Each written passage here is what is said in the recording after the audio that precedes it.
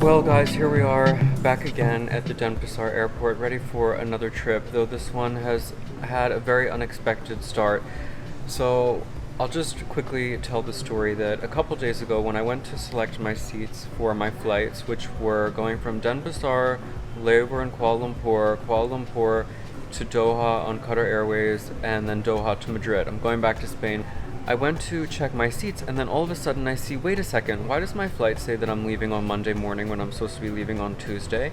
And lo and behold, Malaysia Airlines didn't even contact me to tell me that they just totally canceled the flight on Tuesday and moved me to a flight on Monday, meaning that actually now I am spending a night in Kuala Lumpur. So that was totally unplanned, and then this all happened, I think, on Saturday. Again, today's Monday. So then I had to figure out what were the entry requirements to Malaysia and then download their app and do all of this health stuff. And like, it was really stressful because the app wasn't working. It wasn't recognizing my vaccine certificate. And so today, getting to the airport to check in, I was just a bit like anxious about how the process was going to go.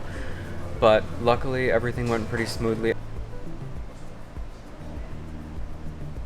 I just wanted to update something really amusing. I have absolutely no idea why, but one of the ladies who works here in the lounge just came over to me and she invited me into the private first class lounge area, even though I'm not flying first class, I'm just flying regular business class on Malaysia Airlines. I don't know if it's because they recognized me from being here before and that I speak Bahasa Indonesia, and I was telling her like how bad the food is here, but in any case, she said, Bapak, we'd like to invite you to like this special room.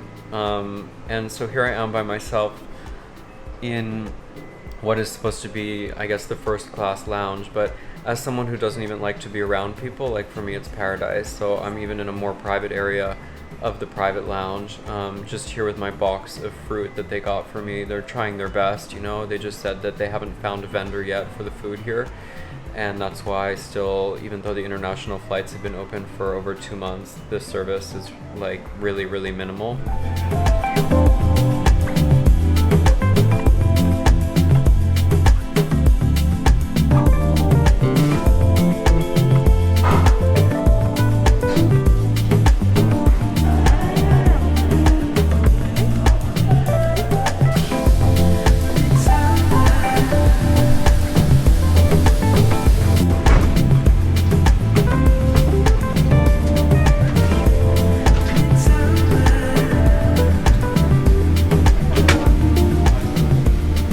So we finally boarded just over an hour late. This is one of their regional older airlines, as I said. It's a 737-800. I hope it's not a 737 MAX, because I watched that Netflix documentary about like how all of those MAX planes kept crashing. And I really shouldn't jinx and say like negative things, but of course also Malaysia Airlines doesn't have like a great track record in general. So it's like it reminds me of a domestic first class seat in the United States, like, regionally as well. You just have a bigger seat. The monitor is tiny, but I guess it doesn't matter that much for a 3-hour flight.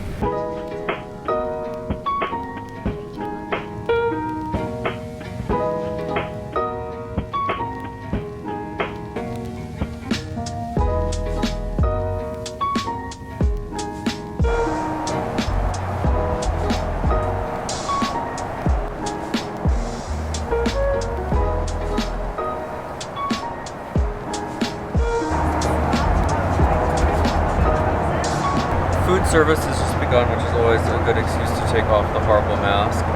And there were 3 actually really appetizing options. There was a spinach pasta option, some sort of fish option, and then the one that I went with, I heard her say, I thought that she said Thai chicken, but then I read it and it's thigh chicken with potatoes, but whatever. It looks appetizing enough, and I'm very hungry because the food in the lounge was non-existent, and so I've not eaten for several hours already. Here are the remnants of the meal service. The chicken was okay. I mean, it was nothing special. The potatoes were not anything that delighted me, but again, it was hearty enough. I was really hungry, so I'm not going to complain.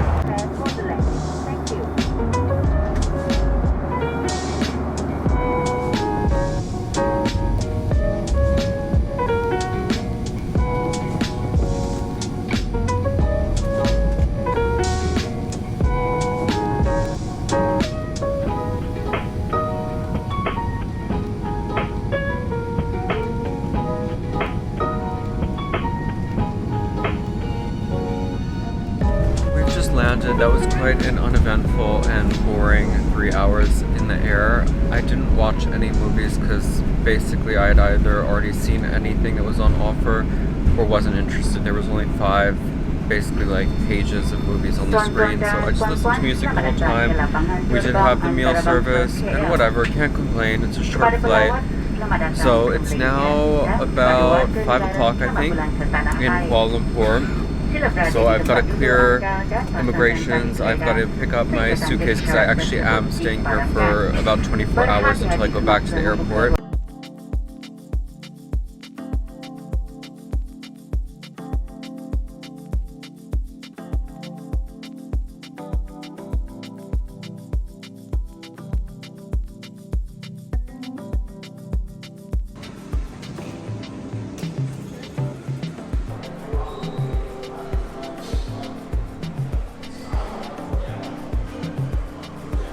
Well, I finally made it to the Grand Hyatt after about an hour in the taxi. I forgot how far away the airport is from the city center, and also, even though Grab works here, I had a really nasty driver who was really mean to me, but I'm going to try to forget that.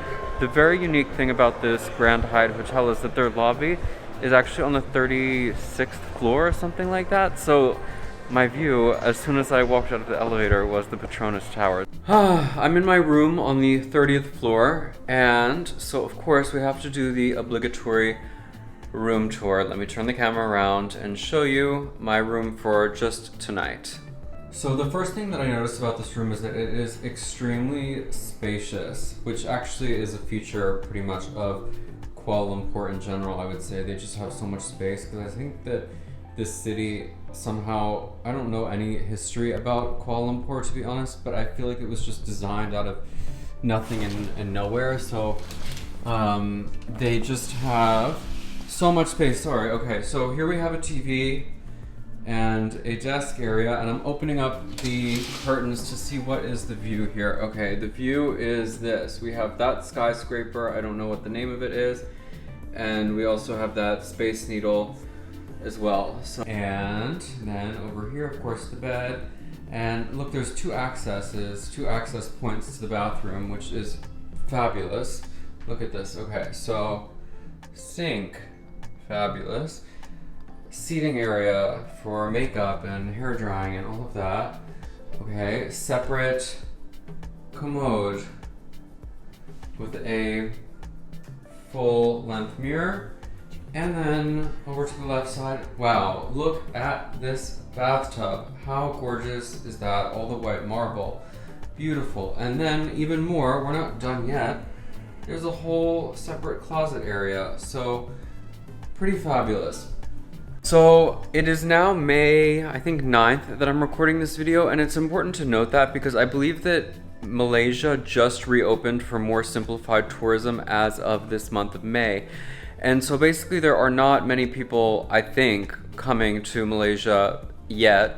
And so the hotel prices are pretty cheap. This room in the Grand Hyatt in the very heart of Kuala Lumpur cost me around $100 a night, which to me seemed like a no-brainer. And again, yes, I could have chosen to stay in an airport hotel, but why? You know, the ride in cost $15 on Grab, so it'll be the same price to go back to the airport tomorrow. The only thing is they told me, let me sit down, I'm pretty exhausted actually. Let me sit on this luxurious sofa over here. Okay, so they told me the latest checkout they could offer me was only 1 p.m. and my flight isn't until 8 p.m. But there, again, it took forever to go from the airport to here, so it's about an hour each way. So I'm thinking that tomorrow, probably by 4 p.m., I will leave this hotel, and I'm sure they can just store my luggage for a few hours and let me hang out, hopefully.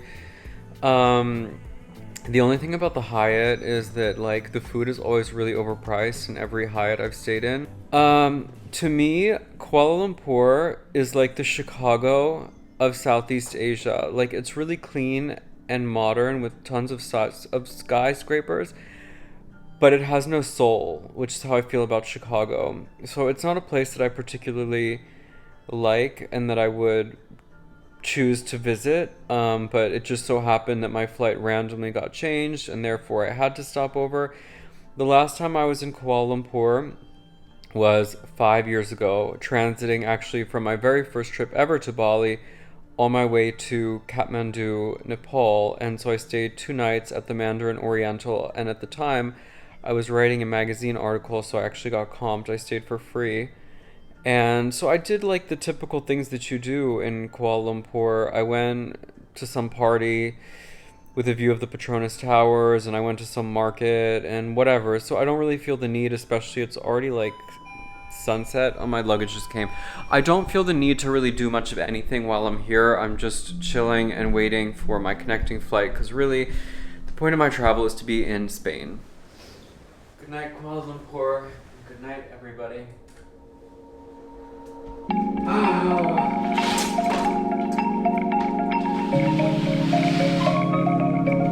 Wow. Jeez.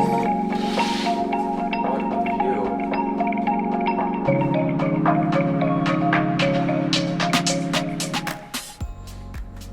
Well, it's just before 8 a.m. and yes, I'm up pretty early for me, but that's kind of been my general thing over the last, I don't know how long. I went to bed early last night just because I had a long travel day and I was up really early yesterday morning. So today I have nothing to do basically. My checkout is at 1 p.m. but I don't need to leave for the airport until 4. So kind of there's a big question mark what I'm gonna do in that interim period. But as of now, I am gonna make some coffee. They don't have a real coffee maker, they just have that crappy instant coffee. And I'm gonna decide whether I'm gonna spring for that $30 breakfast or whether I'm gonna maybe order a la carte if they have that on the room service menu. Alright, so we're headed down to the pool, which is actually on the second floor, strangely enough. Like, this place is kind of backwards because the lobby is on the top floor and the pool is in essence on the bottom floor. So we are headed down precipitously to the second floor. My ears feel like they're actually popping because we're so high up and we're descending so quickly in altitude.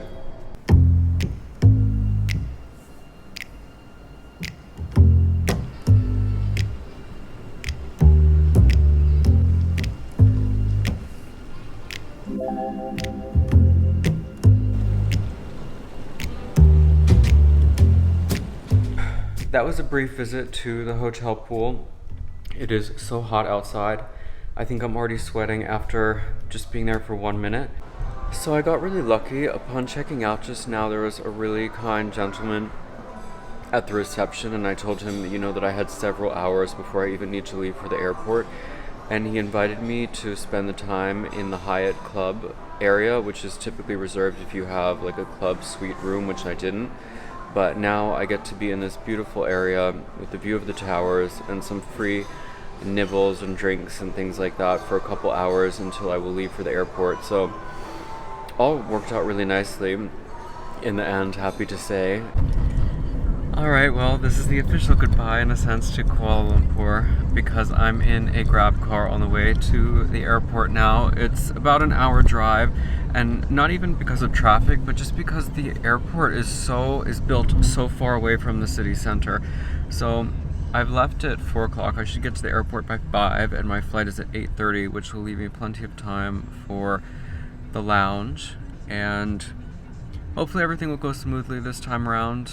No more delays because I do have a connection in Doha, so I can't really afford to be delayed. And I'm also looking forward to checking out the Qatar Airways lounge in Doha. This is the very first time I've flown Qatar Airways at all, let alone in business class. So I'm really excited for both of the legs of my flight to Madrid. And it's an overnight flight. I have a feeling I'm going to be pretty exhausted, honestly, throughout it. So anyway, yeah, the day went by quickly. As you guys know, I didn't leave at all the hotel during my entire short stay in Kuala Lumpur. It's just that, as I said, I've been here before and it's so hot and humid outside. I don't want to walk around. I wasn't even supposed to be here, frankly. So I just chilled and that was fine. And there's really nothing more to say. So I think that this will therefore conclude this vlog of my flight from Bali to Kuala Lumpur and my 24 hours in this city. So thank you guys for following along, and until the next time, take care, and I'll see you later.